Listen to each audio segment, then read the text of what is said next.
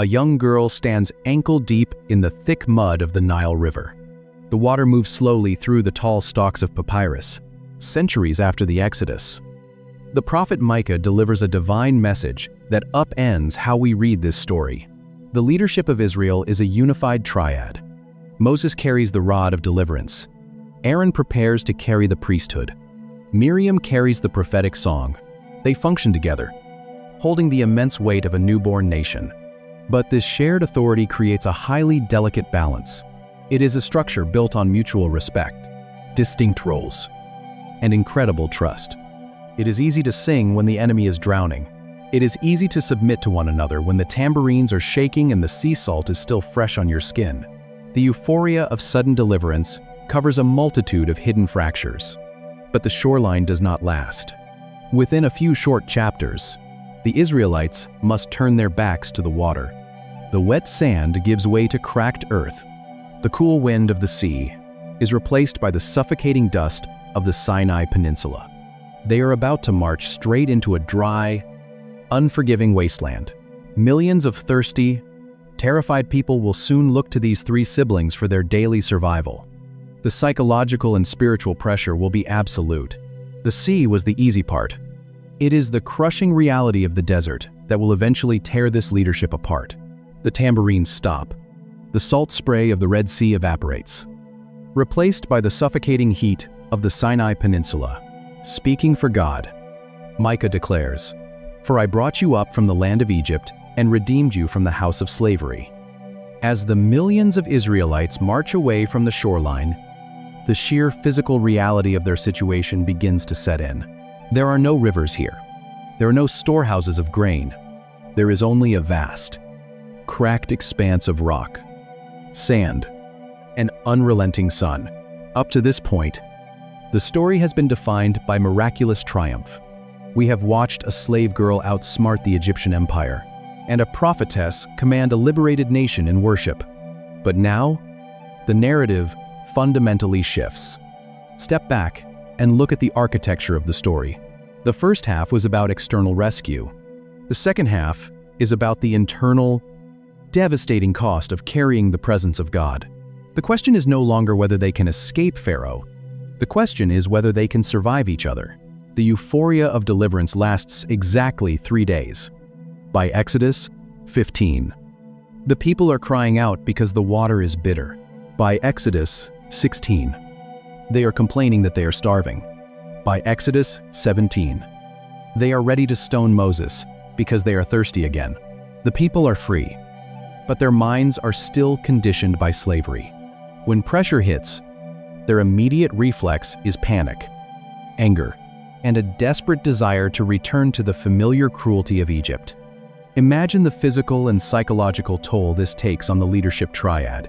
"And I sent before you Moses, Aaron, and Miriam." Notice the structure. Micah does not list Moses as the sole deliverer.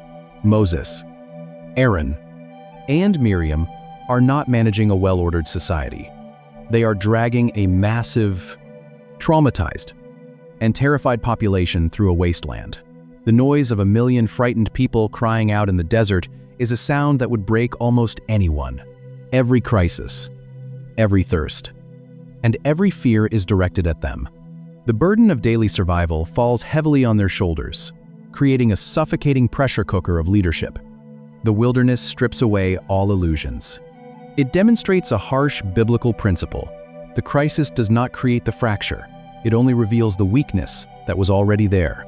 For Miriam, the shifting dynamics of power must have been deeply disorienting. She was the one who saved Moses when he was a helpless infant. She was the one who negotiated his life with royalty. She is recognized by the people as a prophet. Yet, as the journey deepens, the structure of authority becomes increasingly centralized. Moses is the one who climbs the mountain to receive the law. Aaron and his sons are given the exclusive rights to the priesthood.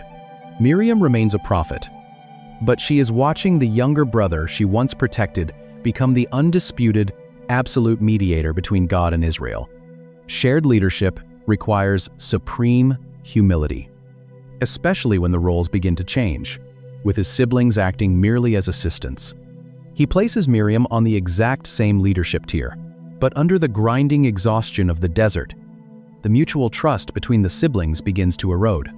Familiarity breeds resentment. The prophet who sang on the shoreline begins to look at the leader in the tent, and a dangerous question takes root in the dark. The tension builds silently over months of wandering, but when the fracture finally happens, it does not begin as a grand debate about theology, spiritual authority, or the direction of the camp. The tension snaps over a detail that seems completely unrelated to national leadership. It starts over a marriage. The conflict finally erupts in the opening verses of Numbers 12, threatening to tear the newborn nation apart. But as the text quickly reveals, the stated reason for the argument is merely a cover for a much deeper, far more destructive rebellion. The tents are pitched at an oasis called Hazeroth. The physical exhaustion of the journey has worn the people down, but the deepest decay is happening at the very top of the command structure. It is here, surrounded by the complaints of millions, that the foundational leadership of Israel fractures. Numbers 12 opens with a sudden, jarring attack. Miriam and Aaron spoke against Moses because of the Cushite woman whom he had married, for he had married a Cushite woman. On the surface, this sounds like a standard family dispute. She is named as a co-deliverer of an entire nation. The question is not whether Miriam was important. Moses has married a woman from Cush, an ancient region south of Egypt, likely located in modern-day Sudan or Ethiopia. She is a foreigner, an outsider to the strict Hebrew lineage. Miriam and Aaron weaponize this marriage. They use the Cushite woman's background as a political wedge to criticize their brother's judgment and undermine his standing before the congregation. Furthermore, the Hebrew grammar reveals exactly who is leading the charge. The verb used for spoke against is feminine singular. Aaron is present as an accomplice, but Miriam is the primary instigator. But the Cushite wife is merely a smokescreen. The marriage is the public grievance, but the true motive is exposed in the very next breath. In verse 2, the mask slips, and they ask the real question: has the Lord indeed spoken only through Moses? Has he not spoken through us also? This is not a petty sibling rivalry over family dynamics. It is a constitutional crisis. Miriam is standing on her legitimate, undeniable resume. She is the prophetess of the Red Sea. She is the strategist who secured Moses' life in the Nile. She and Aaron have genuinely heard from God. They are not making that up. But by asking this question, Miriam is demanding a complete flattening of the authority structure. She is claiming that her prophetic voice should carry the exact same legislative and spiritual weight as the voice of Moses. The deeper question is why the Bible elevates her to the supreme leadership of the Exodus, only to later strike her. She is demanding equality in revelation. This is the subtle trap of spiritual leadership. Miriam is confusing her vital, God-given role in the story with the unique role God specifically assigned to her brother. She assumes that because God used her mightily in the past, she possesses the right to dictate how God operates in the present. Moses does not defend himself against the coup. The text deliberately pauses to insert a parenthetical note, explaining that Moses was very meek. More than all people who were on the face of the earth, he refuses to retaliate. He does not leverage his authority to crush his sister. He simply lets the accusation hang in the dry desert air. He does not have to fight back, because the text delivers a terrifying 5-word conclusion to their challenge. And the Lord heard it. God does not send a mediator. He does not wait for a tribal council to convene to debate the merits of their prophetic claims. The response is sudden, absolute, and chilling. Without warning, a divine command echoes through the camp, ordering all 3 siblings to step out to the tent of meeting immediately. The pillar of cloud descends from the sky, resting directly at the entrance of the sanctuary.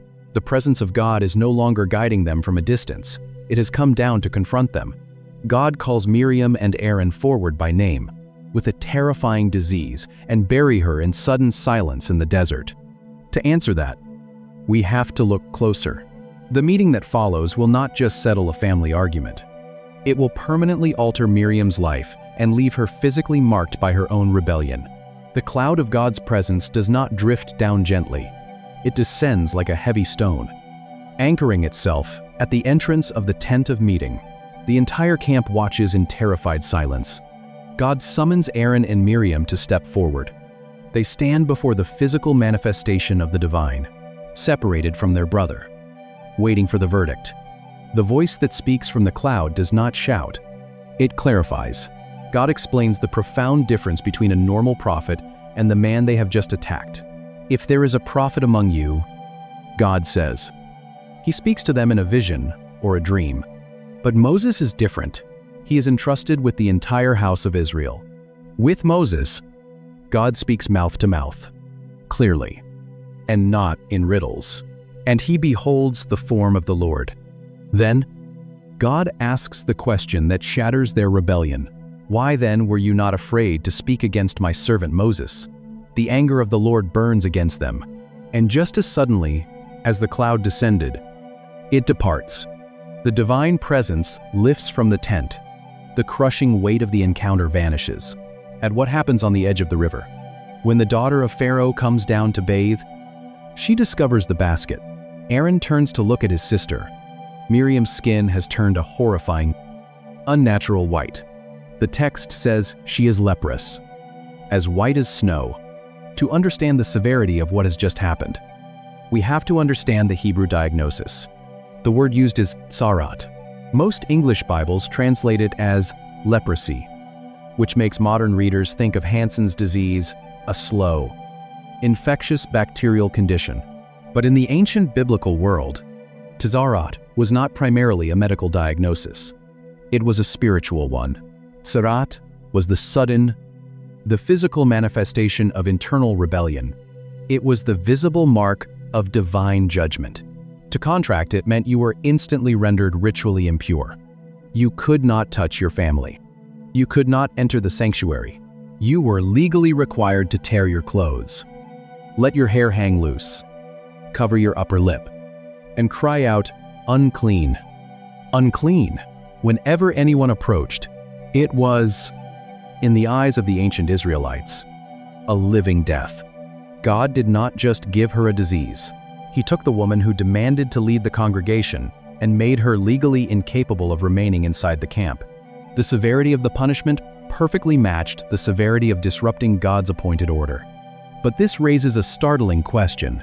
She opens it, and the baby is crying. By royal law, Hebrew infant boys are meant for the water. Aaron was part of the rebellion. Why is he standing there untouched? The text does not explain this directly, but the grammar from the previous verses provides the strongest clue. The feminine singular verb identified Miriam as the primary instigator. As the author of the coup, she bears the primary physical consequence. Furthermore, as the high priest. If Aaron had been struck with tsarat, he would have been disqualified from entering the tabernacle, and the entire sacrificial system of Israel would have immediately collapsed. Aaron is instantly broken. He looks at his sister's decaying skin, turns to Moses, and pleads for her life. He addresses his younger brother as "my lord," completely abandoning his demand for equality. This is the ultimate test for Moses. The sister who saved his life in the Nile now stands before him, stripped of her pride, struck by the very God he serves. How will the meekest man on earth respond to the woman who tried to overthrow him? Moses does not gloat. He does not hold a grudge. He cries out to the Lord with a desperate, fractured, 5-word Hebrew prayer. "O God, please heal her, please." Moses wants immediate mercy, but God demands a consequence. Moses screams his 5-word prayer into the silence. "O God, please heal her, please." He asks for an instant reversal of the judgment. If the princess obeys her father's decree, the child is dead. If her attendants intervene, the child is dead. But God replies with a striking, uncomfortable analogy. If her father had but spit in her face, should she not be shamed 7 days? Let her be shut outside the camp 7 days, and after that, she may be brought in again. For modern readers, this response can feel deeply unsettling.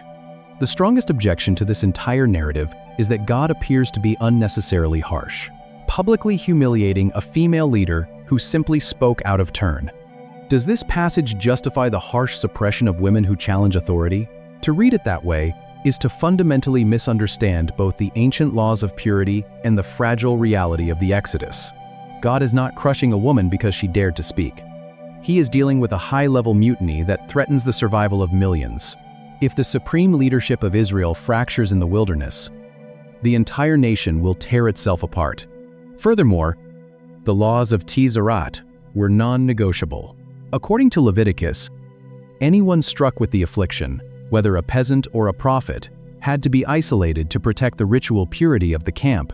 God is enforcing his own law, demonstrating that no leader is above the covenant. Miriam must bear the consequence of her rebellion. She is escorted outside the boundaries of the camp. Imagine the agonizing walk past the millions of tents, masking the sound of her breathing. The smell of hot pitch and river mud hangs heavy in the Egyptian morning. This is the exact moment Miriam steps out of the reeds. She does not beg for the baby's life. The prophetess, who once stood at the edge of the Red Sea, commanding the worship of Israel, now sits alone in the dust of the desert.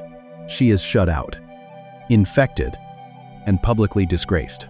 For 7 days and 7 nights, she sits in total isolation, listening to the distant sounds of the camp she helped liberate, bearing the physical weight of her own pride. But this is where the text reveals something profoundly beautiful about her relationship with the people. Look at what the nation does next. Numbers 12:15 records the response of the Israelites. So Miriam was shut outside the camp 7 days, and the people did not set out on the march till Miriam was brought in again. Millions of people simply stop. The massive machinery of the Exodus grinds to a complete halt. The pillar of cloud does not move forward, and the tribes do not pack their tents. They could have left her behind. They could have viewed her as a disgraced traitor and marched on toward the promised land. Instead, they wait. This massive, collective pause is one of the greatest testaments to Miriam's true importance in the Bible. The people remember what she did in Egypt. They remember her song on the shoreline. They honor her not by rebelling against God's discipline, but by refusing to abandon her to it. She does not panic. Instead, an enslaved Hebrew girl initiates a brilliant, high-stakes political negotiation with Egyptian royalty. They wait in the scorching heat for a full week, holding their ground until their prophetess is healed and restored. On the 8th day, the Tsarat is gone. The ritual purification is complete. She is brought back inside the camp, and the nation finally resumes its march. She is healed, and she is forgiven. But the rebellion at Hazeroth leaves a permanent, sobering mark on her legacy. She is brought back into the fold. But from this moment forward, in the biblical record, Miriam never speaks another word. The voice that once commanded the tambourines is completely silent. When she reappears one final time, it will not be with a song. It will be in a dry, desolate wasteland, marked by a sudden and devastating loss. Almost 40 years have passed since the tambourines rang out on the shoreline. The Israelites have wandered in the desert for decades, bearing the slow, grinding consequence of their continued unbelief. The generation that marched out of Egypt is dying in the sand. In the opening verse of Numbers 20, the camp arrives at the desolate wilderness of Zin, pitching their tents at Kadesh. The narrative is abrupt and brutally short, and Miriam died there and was buried there. There is no grand eulogy recorded in the text. She asks a single, perfectly crafted question: "Shall I go and call you a nurse from the Hebrew women to nurse the child for you?" There is no national period of mourning mentioned. She simply breathes her last in the dry heat of the desert, and she is buried in the dust. But it is the very next sentence that reveals the true magnitude of what Israel has just lost. Numbers 20, verse 2 begins, "Now there was no water for the congregation." The juxtaposition is stunning. The moment Miriam's lungs empty, the water stops flowing. This sudden, devastating thirst was so closely connected to her death that ancient Jewish tradition developed a profound explanation for it. The early rabbis taught that for the entire 40 years in the wilderness, a miraculous rock followed the Israelites, providing a continuous stream of living water. They called it Miriam's well. Tradition held that the water did not flow because of Moses' staff or Aaron's priesthood, but because of Miriam's merit. When she died, the well dried up, and the congregation immediately felt the agonizing reality of her absence. Whether one reads the lack of water as a direct physical consequence or a profound literary parallel, the biblical pattern remains undeniable. Her life was entirely bound by water. She began her ministry ankle-deep in the Nile, guarding a floating basket. She reached her absolute peak on the wet sands of the Red Sea, commanding the waves of national worship. With one sentence, she secures the child's life. She secures his royal protection in the palace that ordered his death. And when she dies, the water completely vanishes, leaving a million-strong congregation desperately thirsty in the wilderness. This reveals the true nature of her legacy, and it turns a mirror directly toward us. We often fail to recognize the profound provision that comes through the quiet faithfulness of others. What unseen supply is flowing into your life right now because of someone else's intercession? Who are the people quietly standing in the reeds for you, holding back the tide, protecting your future when you are entirely helpless? We tend to celebrate the visible leaders who hold the rod, forgetting the silent intercessors who hold the song. Too often, we only realize the massive weight they carried when they are suddenly gone, and the well runs dry. Miriam was not a perfect leader. She allowed the familiarity of her calling to twist into a dangerous pride, and she paid a terrifying price for her rebellion. But the Bible does not define her by the 7 days she spent outside the camp in disgrace. Step back and look at how God chooses to remember her. Centuries after she is buried in the dust of Zin, the prophet Micah looks back across the span of history. He does not mention her leprosy. He does not mention her rebellion. She even orchestrates a salary for her own mother to raise him. Without Miriam's courage, Moses does not survive. Instead, he places her name right next to Moses and Aaron, immortalizing her as the co-deliverer of God's people. This is not ultimately a story about a sister's jealousy. It is the story of a young girl who stood in the muddy reeds of the Nile, looked at the absolute power of a lethal empire, and decided that the promises of God were stronger. She protected the child who would deliver the law, and she taught a nation of broken slaves how to sing in the light of their freedom. If this journey through Scripture helped you see the Bible with fresh eyes, consider subscribing to the channel and sharing this study with someone who needs it. Your support helps us uncover the hidden architecture of God's Word. Until next time, keep reading and look closer. Without Moses, there is no Exodus. This is not ultimately a story about a sibling's jealousy. It is a story about the severe cost of proximity to the presence of God. It is a narrative bound entirely by water, beginning here in the muddy reeds of the Nile, cresting at the walls of the Red Sea, and ending at a dry, barren rock in the wilderness. The girl in the reeds will grow up to become the first woman in Scripture to hold the title of prophet. She will command the worship of a liberated people.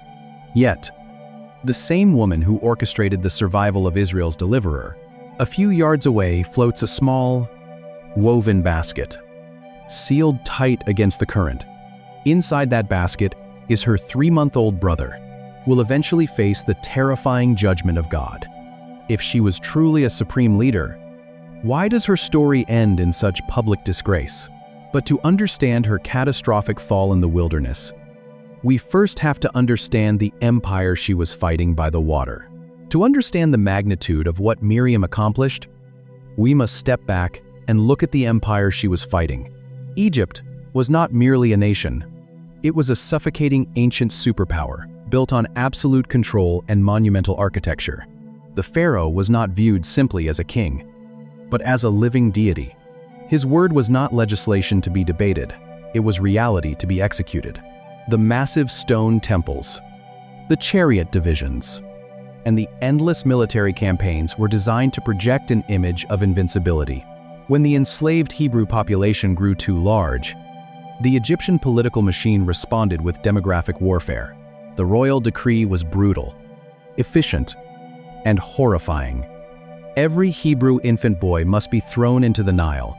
Pharaoh was terrified of a military uprising. He feared that the enslaved men would multiply, ally with Egypt's enemies, and fight against the empire from within. Because he feared a revolution of men, he ordered the slaughter of the male children. He completely ignored the women. That was his fatal miscalculation. Pharaoh is the most powerful man on earth. His decree is a state-sponsored genocide designed to break the Hebrews.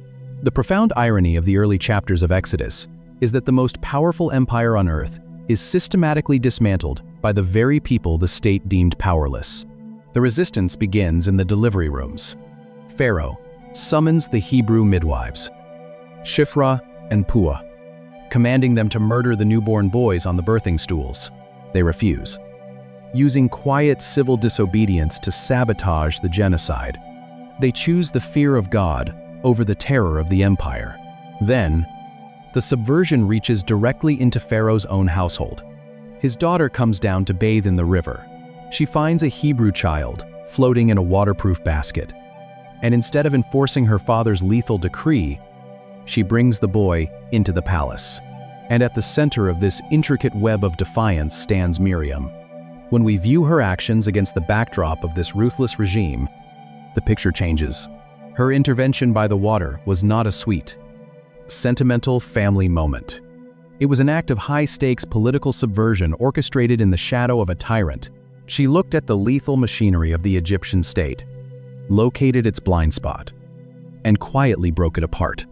An enslaved girl manipulated the royal household into paying a Hebrew slave to raise the very child who would one day crush the Egyptian economy and drown its military.